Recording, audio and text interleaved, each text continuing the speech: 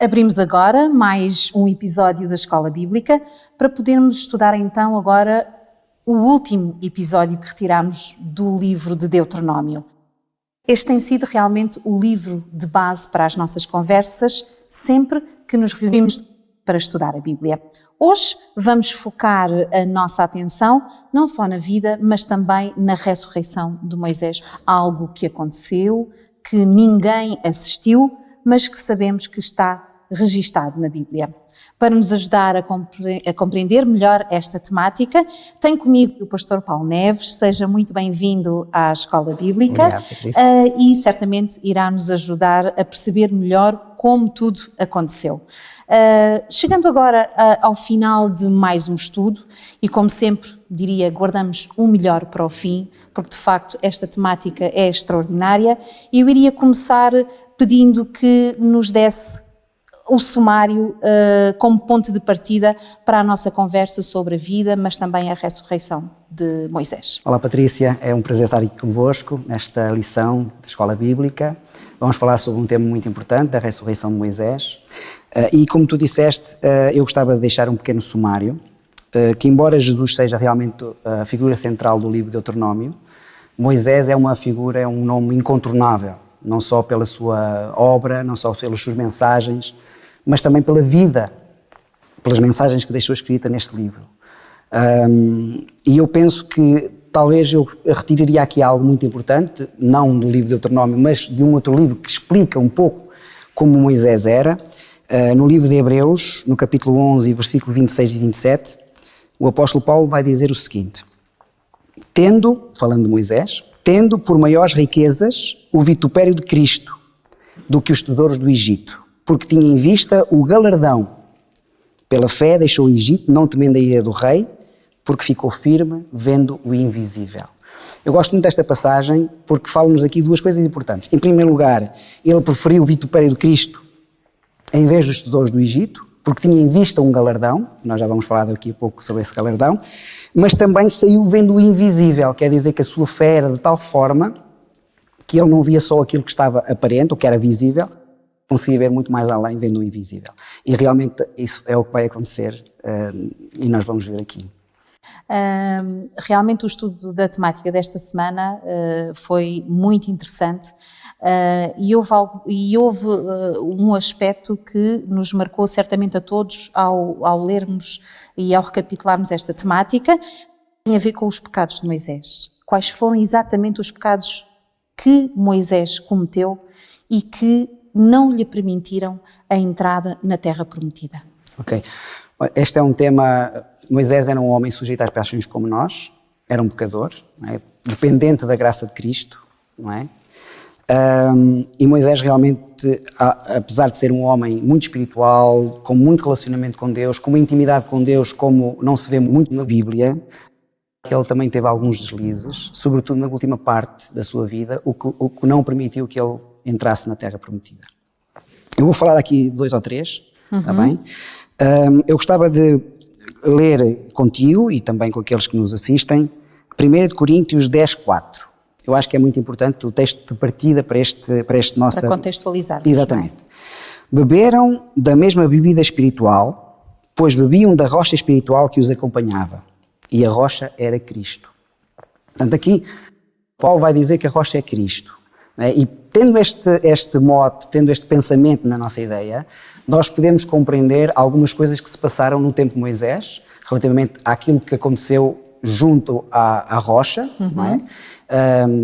Houve 2 episódios em que Moisés teve que tirar água para o povo beber. Em Êxodo 17, 6 e 7, Deus pediu a Moisés para ferir a rocha, para da rocha ferida poder tirar água. O povo foi um povo errante, altos e baixos, pelo deserto. Rebelde, muitas vezes com fome, muitas vezes com sede. E Deus, na sua misericórdia para com o povo, chegou a um ponto em que Deus disse a Moisés: bate na rocha, fere a rocha e dela tiras água.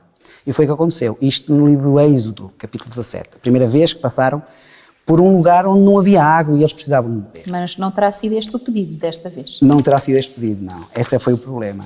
É que o problema é que quando Deus, neste momento, em Números, que foi a segunda vez que Deus lhe pede para dar água ao povo, Deus pediu a Moisés não para ferir a rocha, mas para falar à rocha. Isto pode parecer simples, mas tem uma diferença muito grande. E o pedido que Deus fez tem um alcance muito espiritual. Sabendo que Cristo é a rocha, e bater na rocha tem um significado muito especial. O apóstolo Paulo fala isso. Diz em Hebreus 9:28 o seguinte: assim também Cristo foi oferecido em sacrifício uma única vez para tirar os pecados de muitos. Depois virá, como o apóstolo Paulo diz, virá para a salvação. Então, Jesus morreu uma única vez e Deus tinha a intenção de mostrar àquele povo o Messias que ia morrer por eles e que ao ferir a rocha uma vez, Moisés estava, no fundo, a fazer uma simbologia do Messias, Cristo, que é a rocha, que é a pedra. Ele próprio disse, não é? Tu és Pedro e sobre esta pedra edificarei a minha igreja. Exatamente. Neste momento, na segunda vez, não era para ferir a rocha, mas para falar à rocha, porque ela já tinha sido ferida e Jesus só pode morrer uma vez e morreu na cruz. Agora era para falar à rocha, para que a rocha, sendo Cristo, lhe pudesse dar aquilo que eles necessitavam de beber. E muito interessante é que não só este foi um problema, para mim, este foi um grande problema, este foi um dos grandes pecados de Moisés, porque deixou... Parece um preciosismo. Parece um preciosismo, mas não é. Não é. Não é. Porquê? Porque desvaneceu-se na mente do povo de Israel toda a simbologia de Cristo, o Messias, como sendo a rocha, que devia ser morta uma vez por cada um deles. Este é aquilo que Deus lhe pediu, tinha realmente um simbolismo. Tanto como Deus pediu a Abel e Caim para dar um cordeiro, não é? Abel efetivamente deu esse cordeiro, mas Caim deu os frutos e Deus não se agradou dessa oferta. E às vezes nós podemos pensar, isto é um preciosismo, porque é que Deus vai pedir a não aceitou aquilo que Caim tinha, que eram as frutas, não é? Se calhar até as melhores frutas, mas é que tinha um simbolismo, porque aquele cordeiro oferecido simbolizava Jesus que ia morrer por eles. Portanto, tudo tinha um simbolismo, e aqui também. Mas não é só isso. Outro pecado aqui, e o outro problema é um problema triplo. Primeiro, em Números 20:12, nós lemos o seguinte: o Senhor, porém, disse a Moisés e a Arão: como vocês não confiaram em mim para honrar a minha santidade à vista dos israelitas, também não conduzirão esta comunidade à terra que lhes dou. Então nós temos aqui um problema triplo. Primeiro, a ira e o orgulho com que Moisés feriu aquela rocha. Bateu na rocha 2 vezes e disse: faremos nós sair água desta rocha? Ou seja, o espírito de ira. Espírito de ira e o espírito de orgulho pessoal. Ou seja, eu tiro a água, vocês querem água, eu dou-vos a água. Substituindo-se ao próprio Deus. Exatamente. Ou seja, colocando-se no lugar de Deus. Porque é Deus que dava a água, naquele caso era Moisés que estava a dizer: eu dou-vos a água. Segundo ponto, segundo este texto aqui, diz que eles não confiaram em mim, não confiaram no Senhor. Ou seja, não tiveram fé suficiente para ver que Deus iria atuar da maneira que Deus quer atuar e não da maneira que os homens querem que Deus atue. Porque uma coisa é Deus fazer a sua vontade, outra coisa é eu fazer a minha vontade e depois querer que Deus continue a andar segundo aquilo mesmo que eu próprio... Mesmo depois de Deus ter providenciado todas tantas as coisas durante tantos anos. Exatamente. Foi aquela confiança que lhes faltou neste momento, não é? Porque se eles tivessem refletido naquilo que Deus fez no passado, abriu o Mar Vermelho, e já tinha feito a água sair da rocha, enfim, tanta coisa, não é? O próprio maná. Exato. De repente aqui há uma incerteza de fé, há uma desconfiança da parte de fé, mas também uma confiança própria, dizendo: tiraremos nós a água para vós. E o terceiro ponto, também está no versículo, é: vocês não confiaram em mim para me honrarem e honrarem a minha santidade à vista de todos. Ou seja, no momento em que Moisés devia glorificar a Deus perante o povo, dizendo que Deus dá-vos a água, ele trouxe essa glorificação própria, ou seja, uma glorificação própria do próprio eu. Eu dar-vos a água.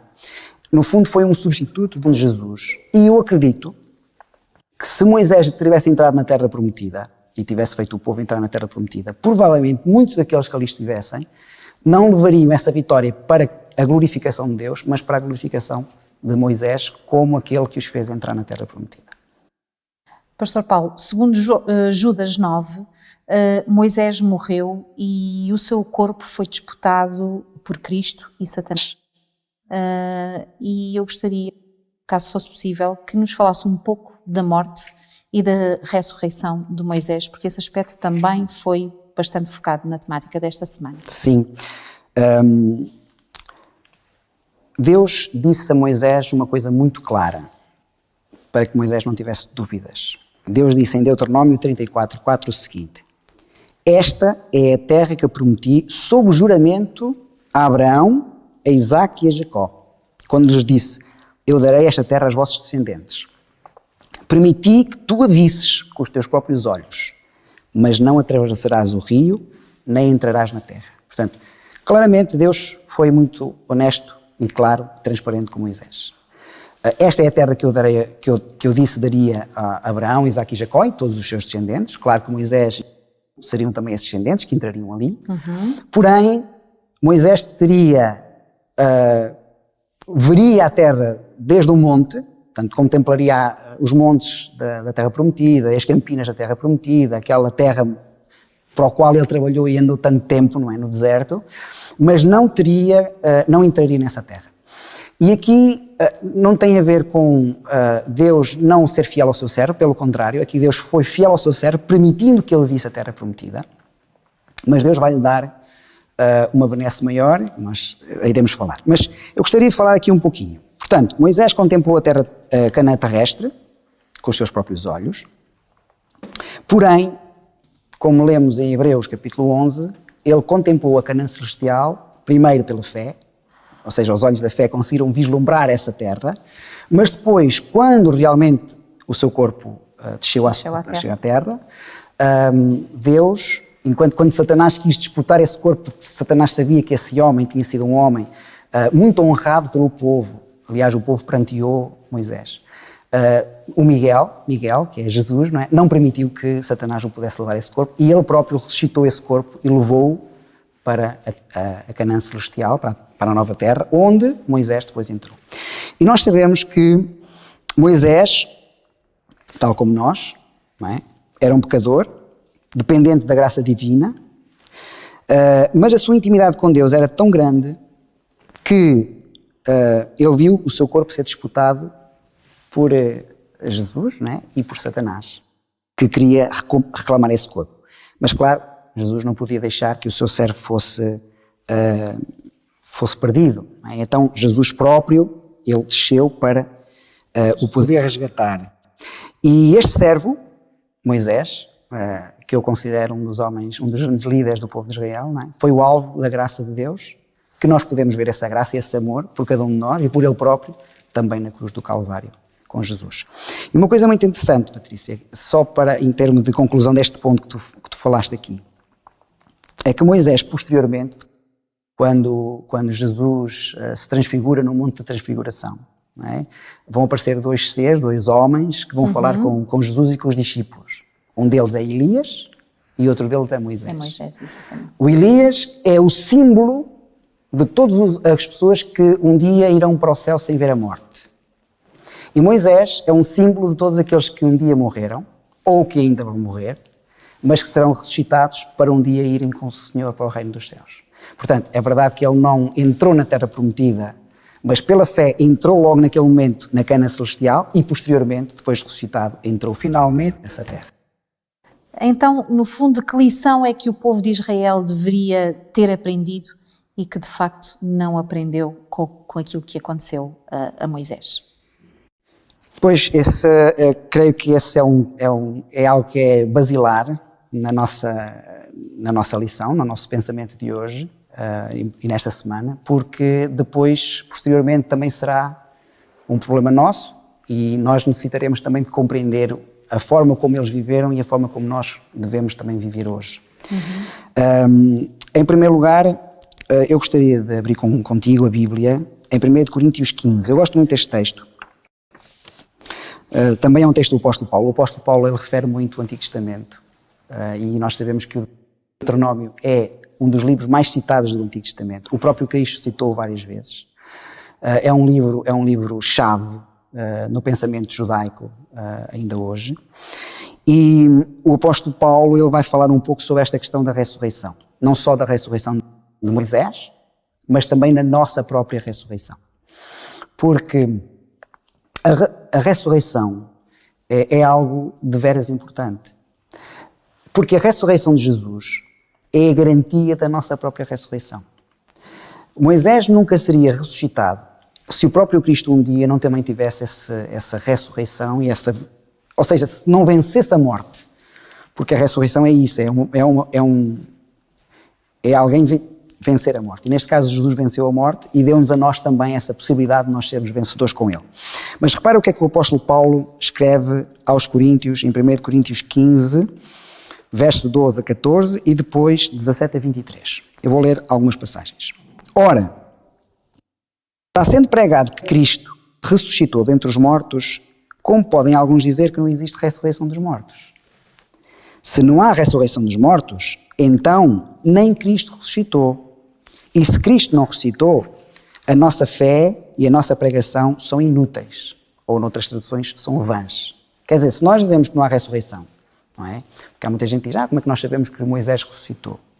Há muitas pessoas que pensam, e às vezes até colocam em causa algumas ideias do Antigo Testamento. Há cristãos que só olham para o Novo como sendo aquele que nós devemos honrar, que tudo que está no Antigo Testamento já está em desuso. Mas nós sabemos que o Antigo Testamento é a base do Novo, portanto é basilar, não é? E aqui o apóstolo Paulo está a dizer que a ressurreição é muito importante. E ele vai mais longe aqui. Ele diz assim: ora, se Cristo não ressuscitou, além da vossa fé ser inútil, permanece ainda nos vossos pecados. E nós vimos há pouco que Moisés também os tinha. Portanto, foi na contemplação daquilo que Cristo um dia iria fazer por ele, porque sabemos que Moisés, ele que ajudou na concepção da parte do santuário terrestre, do tabernáculo, claro que foi uma visão que Deus lhe deu do tabernáculo celestial e ele construiu segundo o modelo que ele viu, mas Moisés esteve na gênese do tabernáculo cá nesta terra. Portanto, ele contemplava o Messias através daqueles símbolos que ali eram feitos, do cordeiro, que era morto, enfim. Portanto, Moisés sabia muito bem que um dia o Messias iria morrer por ele, mas também sabia que a sua ressurreição tinha em vista, ou seja, só dependia daquilo que Deus lhe pudesse fazer, porque ele próprio não se podia ressuscitar a si mesmo.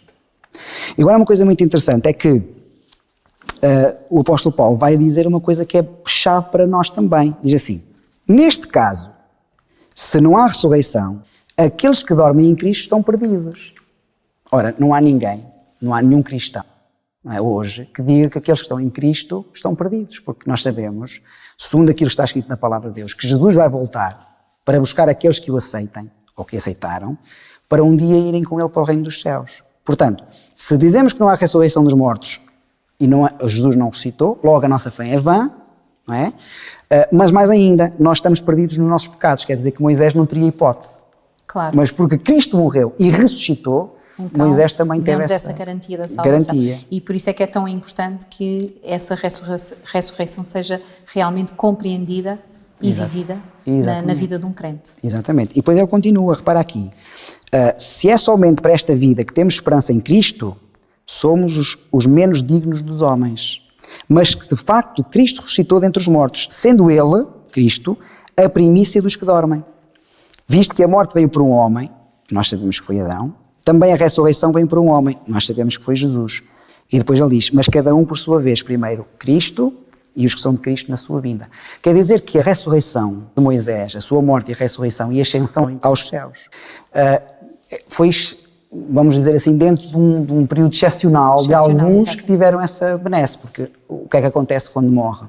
Aqueles que morrem vão ao pó da terra, dormem em Cristo, esperam a ressurreição final. Cristo ressuscitou, dá-nos a garantia a nós da ressurreição e um dia, quando Ele voltar, é o que está aqui, aqueles que são de Cristo vão ressuscitar para irem com Ele, para herdarem a terra onde Moisés já está. Será que a história de Moisés, que aconteceu muito antes da morte de Jesus na cruz, permite então compreendermos a profundidade do plano da salvação? Sem dúvida, que é. Moisés foi, naquele específico momento em que ele não devia ter feito aquilo, Moisés estava a ser o porta-voz, o representante de Deus nesta terra. Ele era o profeta, porque Moisés, apesar de não ter profecias como Daniel, ele era profeta, porque falava em nome de Deus, era o porta-voz de Deus, ele tinha mensagens específicas para aquele povo e era um líder, ou seja, é como se fosse a representação de Deus aqui. E nós vemos o seguinte, quando ele, por exemplo, subiu ao monte e ele, quando desceu do monte com o seu rosto que iluminava, não é? Estava todo iluminado e o povo disse, não fale Deus connosco, fales tu. Portanto, ele era um intermediário, naquele momento era um intermediário. E nós sabemos que se fosse alguém do povo que não fosse o intermediário ou fosse o representante de Deus nesta terra, talvez as coisas tivessem sido de uma forma um bocadinho diferente. Mas porque ele era o líder, era aquele que estava diante do povo e o povo via nele uma representação, digamos assim, um porta-voz do próprio Deus. Então Moisés tinha uma responsabilidade muito grande. Foi por aí, e é mais por aí também a necessidade que tinha de compreender que ele tinha que fazer exatamente aquilo que Deus lhe tinha dito. Então, aquilo que nós vemos desta experiência de Moisés, verdadeiramente é algo muito importante no plano da salvação. Primeiro, porque ele tinha que compreender que Deus é o soberano de todas as coisas, não é? Que devia ter dado obediência a Deus porque era o seu porta-voz, e de que aquilo que ele estava a fazer, aquele simbolismo que ele estava a fazer, que representava Cristo, ele tinha que compreender, que ele tinha que mostrar que Cristo um dia viria morrer por eles e Cristo devia ter sido exaltado. Por isso é que eu disse que no início, que a figura central do livro de Deuteronômio é Jesus. É Jesus Cristo, exatamente. Esta temática é uma temática riquíssima, com certeza ficaríamos aqui muitas mais horas a aprofundar alguns pormenores que não tivemos com certeza tempo de o fazer, mas eu iria-lhe, para finalizar, pedir que o pastor Paulo nos desse algum apelo que fosse para si pertinente e que pudesse deixar como remate final para este estudo. Ok. Gostaria de realçar aqui algumas coisas. Primeiro, era que Moisés era um homem sujeito às mesmas paixões que nós. Portanto, não pensemos que Moisés era alguém que às vezes colocamos num pedestal inacessível. Exatamente. Mas não. Ele não era impoluto. Portanto, aqui ele teve, e nós verificámos hoje, não é? Que ele não era impoluto e que realmente fez algo que fez com que Deus não lhe permitisse ou não desse oportunidade para ele entrar na Terra Prometida, tanto mais que estava a servir de exemplo para o povo. No entanto, a sua intimidade com o seu Criador, o seu relacionamento com Deus, a forma como ele fazia de Deus o seu amigo, o seu Salvador, aquela fé que consegue ver o invisível, não é? São para nós exemplos muito grandes ainda hoje. Porque repara, há pouco estávamos a ler em Hebreus que ele teve por maior honra ser o vitupério de Cristo do que as honras do Egito. Porque ele tinha em vista o galardão. E aqui o galardão não era só a Canaã terrestre. O galardão em que ele pensava, e o próprio Jesus disse: eis que tenho o meu galardão comigo e o trarei àqueles que esperarem, que o amarem, não é? Eis que eu venho cedo e o meu galardão está comigo. Portanto, o galardão é a vida eterna. E Moisés, ele vislumbrava essa vida eterna através da fé. Pela sua experiência religiosa com Deus, Moisés viu o invisível, porque ele tinha em vista essa nova terra, este galardão, não é? É verdade que ele não pôde herdar a terra prometida, terrestre, mas é verdade que foi ressuscitado para receber a celestial. Assim, em género de remate, queria dizer que esta deve ser toda a experiência do crente, do cristão. De, pela fé, ver o invisível, ainda hoje, pela fé aceitar que Jesus está a preparar moradas, que está a preparar um lugar e que um dia, tal como Moisés, ou ressuscitados ou transladados, sem ver a morte, nós um dia estaremos com ele no reino dos céus. Amém. Que assim seja. Pastor Paulo, agradeço-lhe imenso a sua colaboração e o apoio na reflexão desta Obrigado, temática. foi um prazer estar convosco. Fechamos então aqui, assim, mais uma série de estudos aqui na Escola Bíblica. Foi um prazer muito grande estar consigo. Para a semana temos uma nova proposta, temos também uma nova equipa. Quanto a nós, um enorme abraço. Até à próxima, se Deus quiser.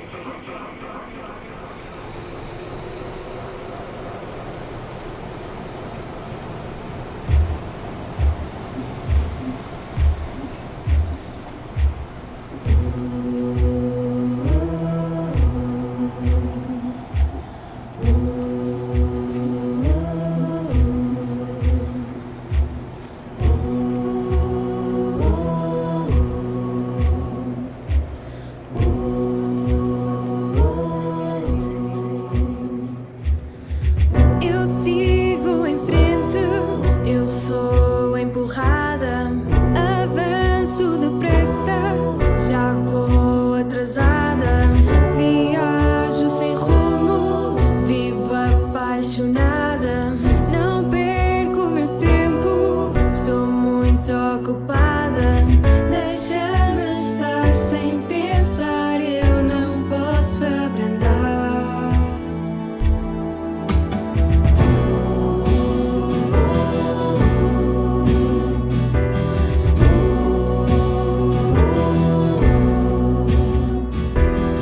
Eu sigo o sucesso, eu quero poder. Vou ser conhecida, vou aparecer. Quero mais recente, eu tenho que ter. Não importa o custo, não vais entender.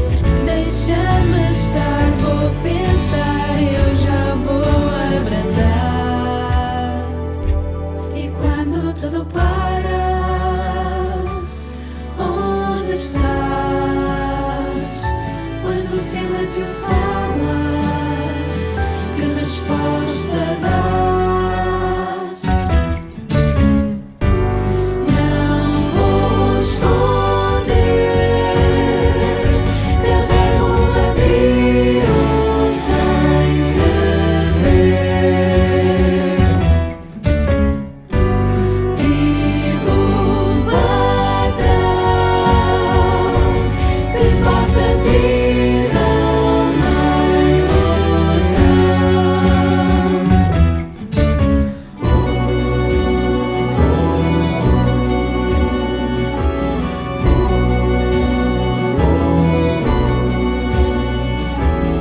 Se é importante, vou rir um bocado.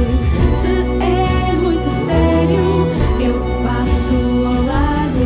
Sorriso na cara, coração gelado. Será que estou vivo, anestesiado? Não quero estar sem pensar, eu vou ter que parar.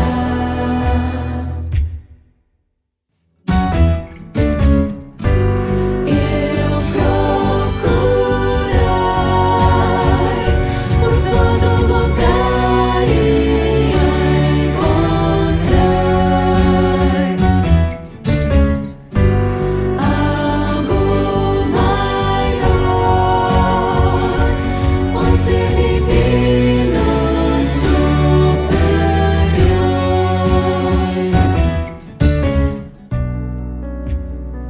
Parei de despir, deixei para trás o ritmo da vida, onde tu não estás. Parei ouvir tua voz, encheu o silêncio da paz que falta em nós. Parei e vi tua mão a moldar minha vida com sentido e direção. Parei e senti teu amor, como deste a vida por mim, meu Salvador.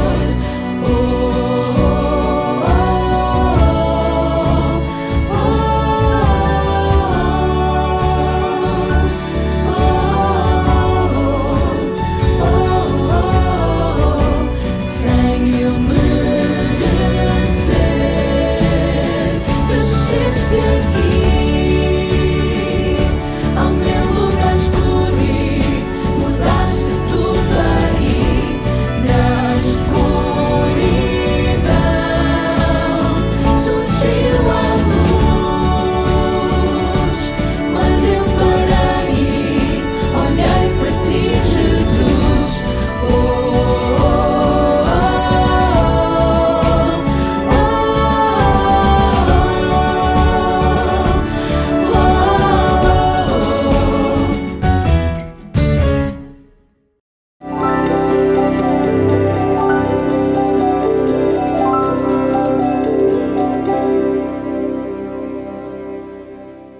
Olá, amigo, olá, amiga. É bom estarmos aqui, especialmente neste dia, este dia de sábado, este dia destinado por Deus à adoração e à reflexão. E o texto de hoje faz-nos, leva-nos, obriga-nos a fazer uma reflexão sobre a nossa maneira de estar e aquilo que nós somos perante o chamado de Deus. Ezequiel, no capítulo 3 e no versículo 18, ele chama-nos a atenção da seguinte maneira. Diz ele: se eu disser que alguém deve morrer por causa da sua maldade e tu não o prevenires, para que mude de comportamento e salve a vida, ele morrerá, porque é pecador e tu serás responsável pela sua morte. Uma responsabilidade tremenda. Deus está a falar aqui não só a respeito da morte imediata, quando o profeta dava a sua mensagem, mas fala a cada um de nós sobre a mensagem que nós temos que ter a respeito da salvação, a respeito da vida eterna, a respeito daquilo que Jesus foi preparar, conforme Ele prometeu, para cada um de nós. E nós temos esta obrigação de dar a conhecer essa mensagem às outras pessoas. É claro, o profeta, Deus poderá requerer de nós o nós não nos envolvermos neste trabalho de levar o Evangelho às outras pessoas. É um prazer. Há quase 5 anos que eu faço este trabalho, que eu tenho este ministério, e para mim é um prazer. Se tu o fizeres também, vais ver o prazer que terás de poder ver pessoas recebendo e ficar felizes porque receberam a mensagem de Deus.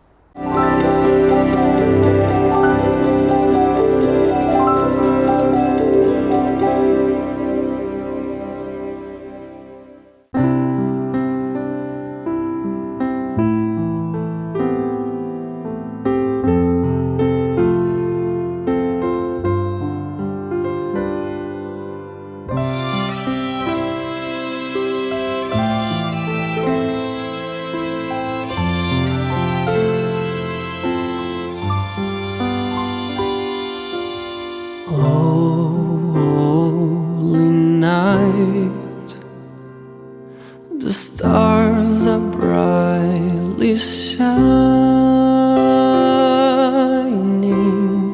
It is the night of our dear Savior's birth.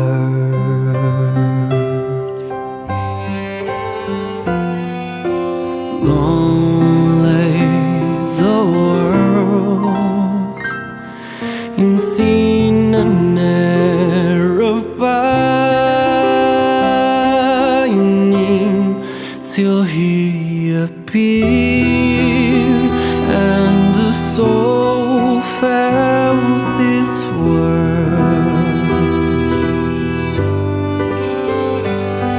A thrill of hope, the weary world rejoices,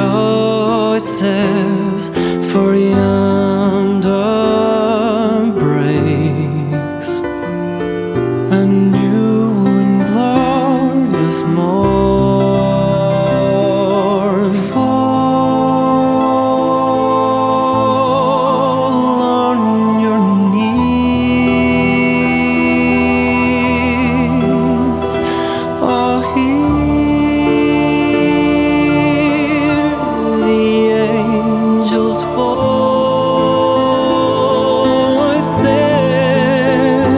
on night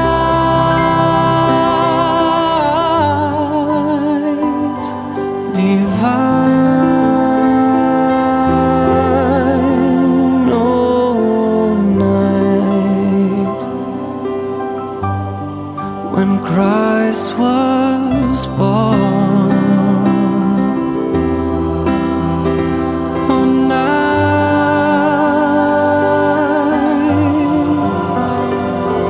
divine, oh, night, oh, night divine.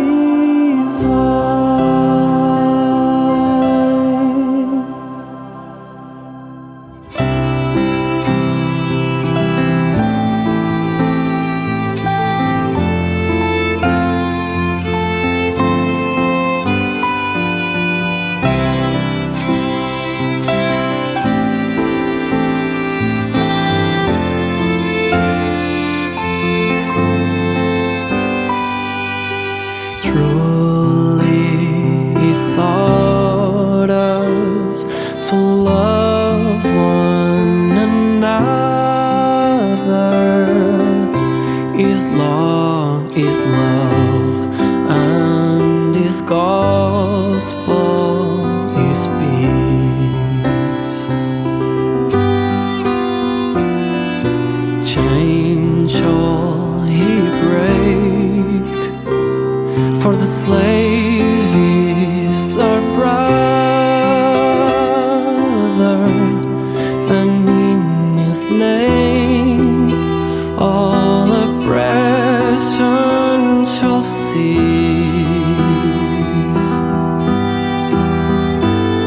Sweet hymns of joy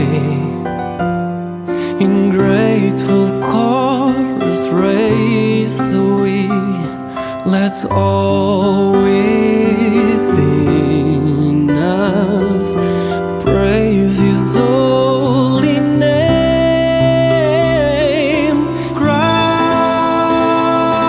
Christ is the Lord. Oh, praise His name forever. His power and glory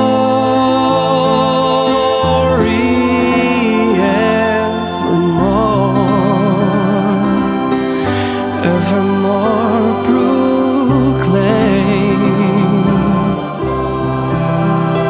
On night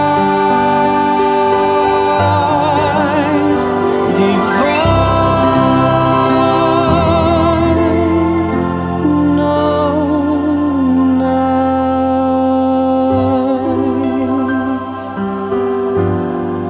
on night divine,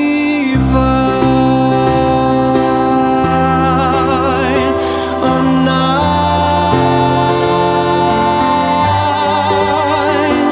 divine,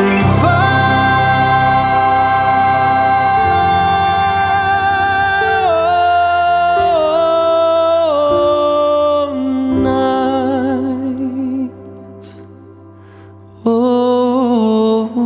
night divine.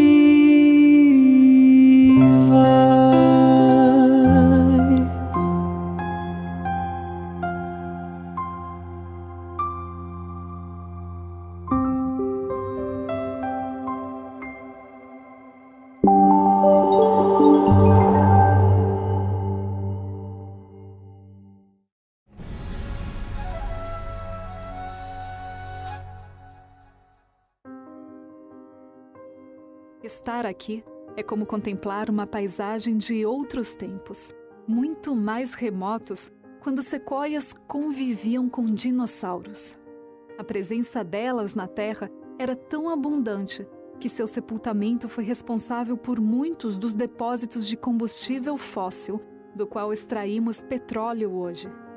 Os exemplares remanescentes da espécie, considerados como fósseis vivos, são dotados de uma incrível constituição e resistência, o que faz a sequoia parecer perene, sempre viva. A cor de canela e alaranjada da casca contém um dos segredos de seu êxito para atravessar imune e imponentes milênios. O tom da coloração é devido ao ácido tânico ou tanino. Apesar de ser encontrado também em outros vegetais, a elevada concentração nas cascas das sequoias as tornam incrivelmente resistentes a doenças, a insetos e até mesmo ao fogo. E como proteção, a casca dessas árvores pode chegar a 90 centímetros de espessura na base do tronco. As cicatrizes são provas da resiliência e incrível capacidade de recuperação destes gigantes. E também a relação entre o fogo e as sequoias são um exemplo de como o aparente caos na Terra evidencia um equilíbrio dos ecossistemas e da vida. Muito mais do que destruir, o fogo tem papel fundamental na renovação e geração de novos descendentes de sequoias. As sequoias, aliás, protegem-se muito bem de ameaças naturais, mas não da ação humana. A intervenção do homem no equilíbrio da natureza, sem os devidos cuidados, pode gerar muitas vezes resultados destrutivos a curto e a longo prazo. Um exemplo disso é a construção de túneis escavados atravessando sequoias gigantes. Famosa nas publicidades do Parque Nacional Americano, esta sequoia teve seu interior cerrado em 1881 para permitir a passagem de veículos.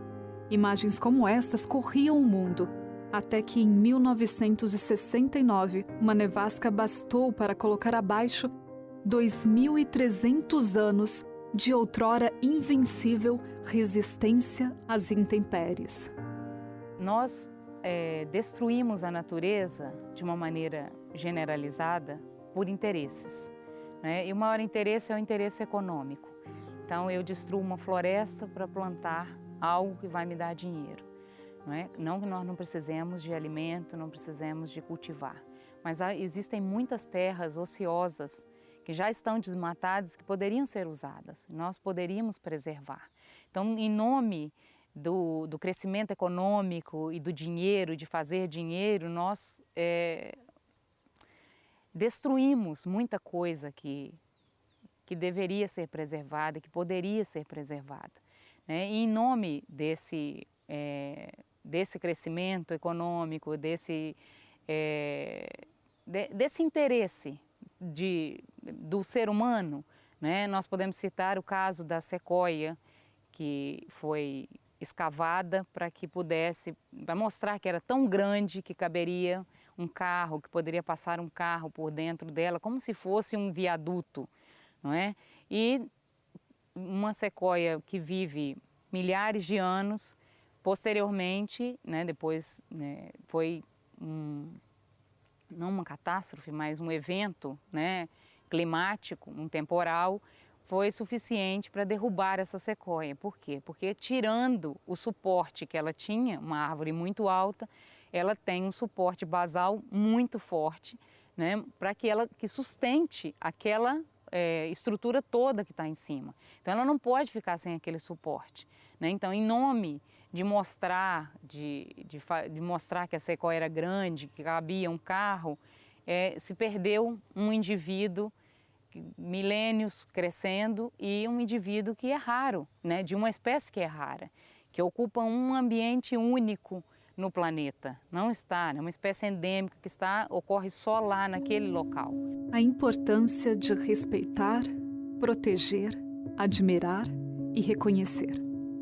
A história das sequoias faz nos lembrar que somos pequenos, sim, mas grande é a consequência de nossos atos, interferindo em nós mesmos e em todo o mundo natural ao redor.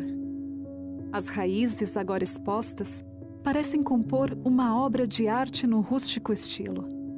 Esta impressionante espécie do reino vegetal faz nos lembrar também o quanto a natureza exala uma sabedoria proclamada em cada detalhe. E muitas vezes não queremos ser sábios, ainda que diante das evidências ao redor. Continuaremos arrogantes em pensar que tudo sabemos e podemos? Podemos sim ser surpreendidos por aquilo que de fato ainda não compreendemos. Como um passado que talvez tenha sido mais exuberante do que imaginamos, que poderia projetar um futuro com desígnio e propósitos surpreendentes, ou os mistérios que seguem indecifráveis. Afinal, ainda há mais perguntas que respostas. Quanto tempo pode viver uma sequoia? Até hoje ninguém, nem mesmo os especialistas, sabem dizer. Algumas, cortadas com 3.000 anos de idade, ainda estavam em admirável vitalidade e crescimento. Como a sequoia gigante mais antiga oficialmente registrada, que viveu 3.200 anos e até ser cortada pelo homem, sua idade equivalia a 160 gerações humanas. É incrível pensar quantos fatos históricos ela ainda testemunharia. As sequoias gigantes pertencem a uma classe de espécies tecnicamente dotadas do que cientistas denominam imortalidade biológica.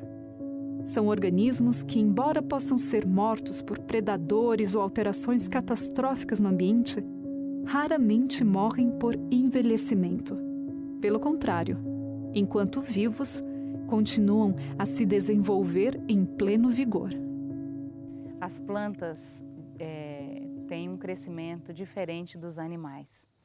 As plantas têm tecidos que nós chamamos de meristemas, que são tecidos com capacidade embriogênica prolongada. Obviamente que as plantas que têm crescimento determinado, elas crescem até um determinado tamanho e se reproduzem e morrem, elas, apesar de terem meristemas, esses meristemas vão morrer junto com a planta e ela não consegue continuar crescendo, né? Não consegue continuar tendo crescimento. Então essas plantas, algumas delas perenes, outras anuais, elas se reproduzem e morrem. Mas algumas espécies, né, especialmente as espécies arbóreas, de longa vida, elas mantêm o seu crescimento prolongado, como se fosse eternamente, porque o meristema não acaba.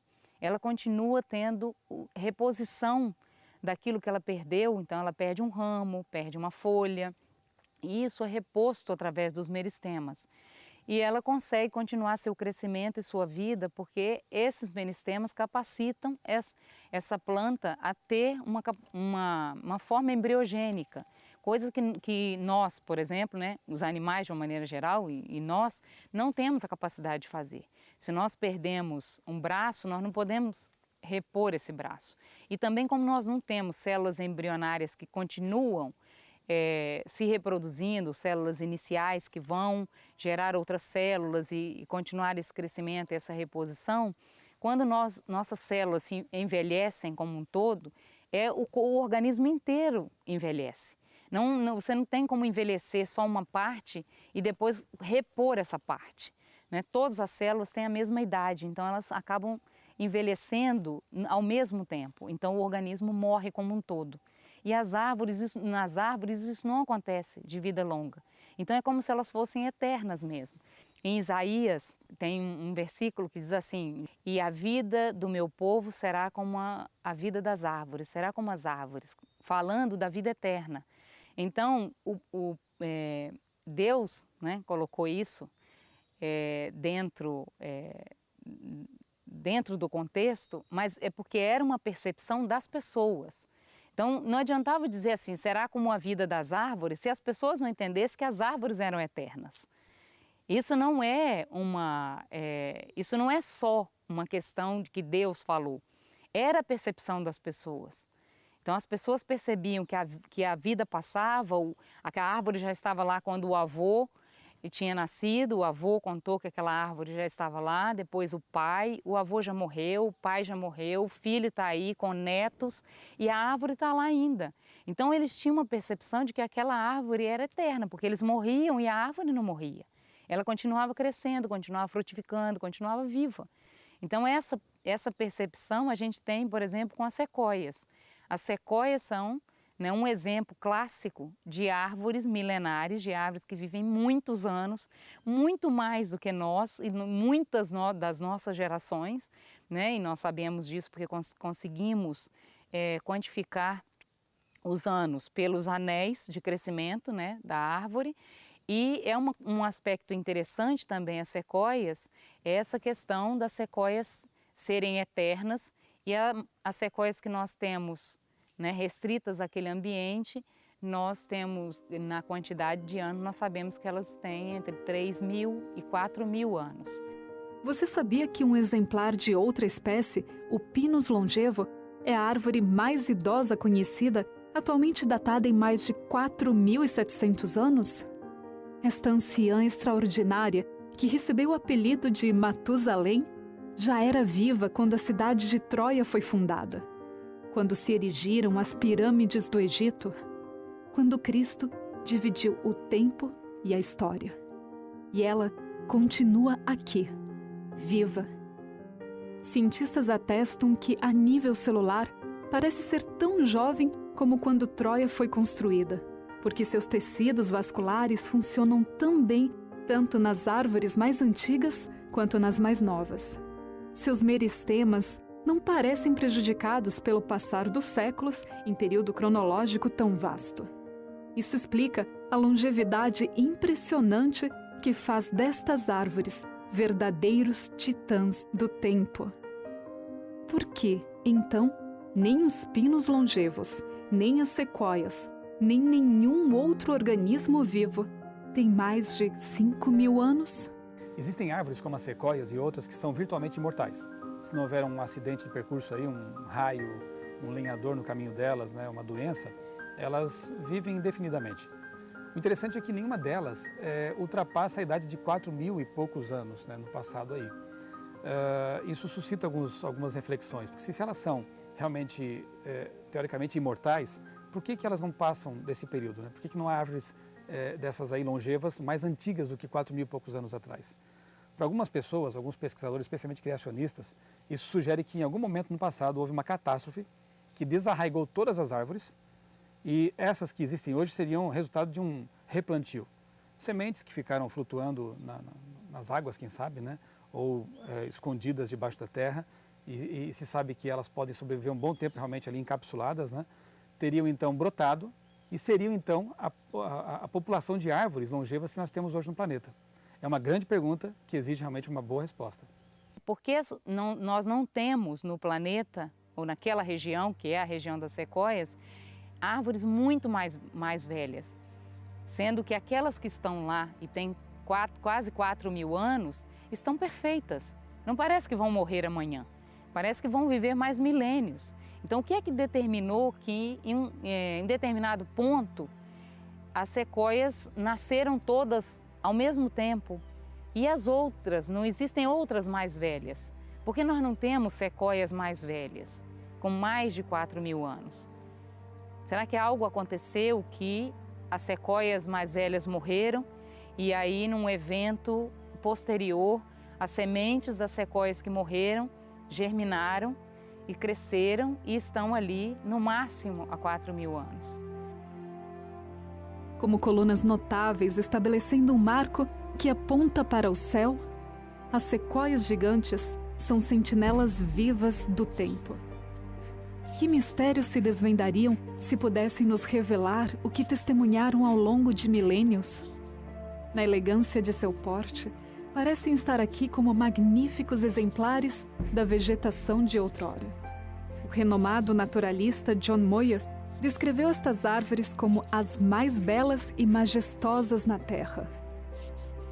Que evento e mudanças climáticas provocaram tão drástica redução de seu número, levando-as quase à extinção? Rodney Sides Ellsworth, no estudo A Sequoia Gigante, publicado pela Universidade da Califórnia, escreveu: poucos dramas da Terra que a ciência tem restaurado são mais belos do que a limitação da sequoia exclusivamente às montanhas da Califórnia. O registro das rochas logo depois da grande era dos répteis conta uma história totalmente diferente. Com espantosa desconexão, toda a rica diversidade de vida dos répteis aparentemente cessou. Um aspecto tão extraordinário deveria exigir uma explicação fora do comum.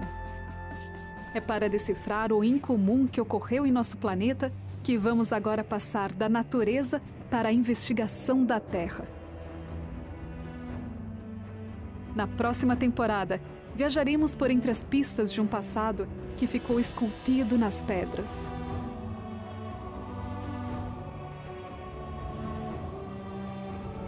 O que fósseis, dinossauros, árvores petrificadas e intrigantes formas geológicas podem nos revelar?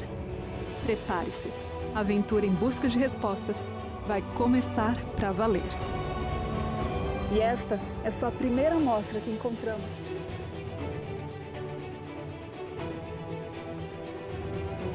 Bueno, este es el famoso trilobite.